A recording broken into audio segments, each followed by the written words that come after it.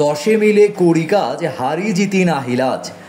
দশে মিলে কাজ করার এক অনন্য দৃষ্টান্ত স্থাপিত হলো গাইবান্ধার গোবিন্দগঞ্জ উপজেলার আল হিকমা ফাউন্ডেশন কর্তৃক।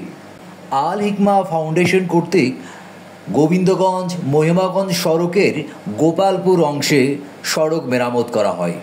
সংগঠনের উদ্যোগে স্বেচ্ছাশ্রমের ভিত্তিতে এই সড়ক মেরামত করা হয়। সড়কের খানাখদ্দর ভরপুর অংশে গোপালপুর অংশে সড়ক মেরামত করে সংগঠনের সদস্যরা।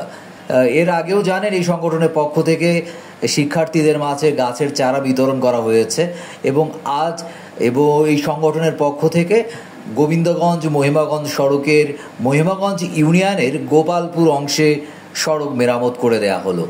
এমন মহতী উদ্যোগ চলমান থাকবে বলে জানিয়েছে সংগঠনের সাথে যুক্ত সংশ্লিষ্টরা। তারা বলছে, আল হিকমা ফাউন্ডেশন গোবিন্দগঞ্জের মানুষের কল্যাণের জন্য সর্বদা নিয়োজিত এবং ভবিষ্যতেও গোবিন্দগঞ্জের সার্বিক কল্যাণে তারা কাজ করে যাবে। এমনই মহতী উদ্যোগের জন্য তারা প্রশংসায় ভাসছে।